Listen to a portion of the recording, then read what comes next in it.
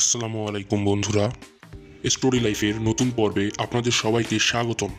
আজকের গল্পটি হলো সততায় সফলতার গল্প। তো কথা না বাড়িয়ে চলুন শুরু করা যাক। সবেমাত্র কলেজে উঠেছে রাফি। একটি সরকারি কলেজে পড়াশোনা করে সে। কলেজের বেশিরভাগ সময় তাকে চুপচাপ বসে থাকতে দেখা যায়। সবার মতো বন্ধুদের সাথে আড্ডা দেওয়া, খেলাধুলা করতে দেখা যায় না তাকে। তার বন্ধুবান্ধবও কম। এমনই একদিন সে ক্লাসরুমের একটি জানলার পাশে বসে বাইরের দিকে তাকিয়ে আছে। বিষয়টি তার ক্লাস ম্যাম লক্ষ্য করলো এবং তার কাছে এসে দাঁড়ালো। রাফিকে জিজ্ঞাসা করলো, কোনো সমস্যা রাফি? তোমার কি শরীর খারাপ? রাফি বলল, না ম্যাম, আমি ঠিক আছি। ম্যাম বলল, রাফি, আমি যখনই তোমাকে দেখি তুমি মন খারাপ করে বসে আছো। যদি কোনো সমস্যা থাকে আমাকে বলো, আমি তোমার সমস্যা সমাধানে সাহায্য করব। তুমি নির্দ্বিধায় আমাকে বলতে পারো। ম্যামের জোরাজোরিতে রাফি এক পর্যায়ে স্বীকার করলো। বলল, ম্যাম, পরীক্ষার আর মাত্র কয়েক মাস বাকি আছে। এখনো আমার সব বই কেনা হয়নি, তাই ভাবছি কি করা যায়। বাসায় বইয়ের কথা বাবাকে বলেছিলাম, কিন্তু বাবা কিছু বলে নাই। অনেক সময় বাবা পকেট খরচও দিতে পারে না, কলেজে হেঁটে হেঁটে আসতে হয়। এই সব কারণে মন খারাপ। ম্যাম জিজ্ঞেস করলো, তোমার বাবা কি করে? রাফি বলল, একটি বেসরকারি কোম্পানিতে ছোটখাটো একটা চাকরি করে। ম্যাম বলল, তোমার পরিবারে কে কে আছে? বাবা, মা, আমি আর আমার ছোট 2 বোন আছে। টোটাল 5 জন।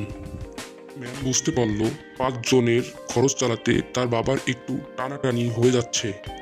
ম্যাম রাফিকে বোঝালো, দেখো, তোমার বাবা 5 জনের খরচ একা বহন করতে সমস্যা হচ্ছে, তাই আমি মনে করি তোমার তাদের সাহায্য করা উচিত।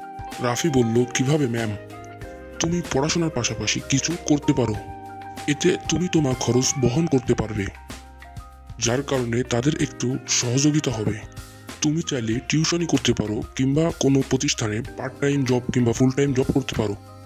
আর তোমার যে বই লাগবে তুমি কাল লাইব্রেরিতে এসে আমার কাছ থেকে নিয়ে নিও, পরীক্ষা শেষে ফেরত দিয়ে দিও। ম্যামের কথা অনুযায়ী রাফি অনেক ভেবেচিন্তে দেখলো আসলে তার কিছু করা দরকার। রাফি তার এলাকার এক বড় ভাইকে একটা কাজের ব্যবস্থা করে দিতে বলল, এবং কিছুদিনের মাথায় তার বড় ভাই তাকে একটি সুপার শপের সেলসম্যান হিসেবে কাজ করতে বলল। তারপর রাফি তার বড় ভাইয়ের কথা অনুযায়ী অল্প কিছু বেতনে ওই সুপার শপে কাজ করতে শুরু করলো। হঠাৎ একদিন রাফি তার কাজ শেষে বাসায় আসার সময় রাস্তায় একটি ব্যাগ দেখতে পেল। আশেপাশে কাউকে দেখতে না পেয়ে ব্যাগটি বাসায় নিয়ে এলো। বাসায় এসে ব্যাগ খুলে দেখে ব্যাগের ভিতর কিছু কাগজপত্র, ছবি ও কয়েকটি কার্ড আছে। কার্ডের একটি নম্বরে রাফি তার বাবার ফোন দিয়ে কথা বলে এবং ব্যাগটি ফেরত দিতে তারা অনুরোধ করে। তারা রাফিকে একটি ঠিকানা দিল এবং ব্যাগটি ওখানে পৌঁছে দিতে অনুরোধ করলো। পরদিন রাফি ব্যাগটি নিয়ে ওই ঠিকানায় পৌঁছালো এবং দেখলো একটা কোম্পানির অফিস। সে অফিসের সামনে থাকা দারোয়ানকে জিজ্ঞাসা করলো, কার্ডের এই ব্যক্তিকে কোথায় পাওয়া যাবে? দারোয়ান তাকে ওই ব্যক্তির কাছে পৌঁছে দিল। রাফি অনুমতি নিয়ে তার অফিস রুমে প্রবেশ করলো। লোকটি রাফিকে বসতে দিল এবং রাফি ব্যাগটি তাকে ফেরত দিল। ব্যাগটি পেয়ে লোকটি অনেক খুশি হলো। লোকটি রাফিকে বলল, ব্যাগটি তার অফিসের একটি কর্মকর্তা আনার সময় হারিয়ে ফেলে। সম্ভবত বাইকের পেছন থেকে পড়ে যায় ব্যাগটি। রাফিকে ধন্যবাদ জানিয়ে লোকটি বলল, ব্যাগের ভিতরের কাগজগুলো অনেক দরকারি ছিল। লোকটি ভাবল ছেলেটি একটা ব্যাগ কুড়িয়ে পেল, আবার যথাযথ ঠিকানায় পৌঁছেও দিল। লোকটি একটু অবাক হলো। লোকটি রাফি সম্পর্কে জানতে চাইল যে রাফি কি করে। রাফি তার জবাবে বলল, আমি পড়াশোনা করি এবং তার পাশাপাশি একটি দোকানের সেলসম্যান হিসেবে কাজ করি। লোকটি রাফির সততা ও তার আচার আচরণে খুশি হয়ে যায়।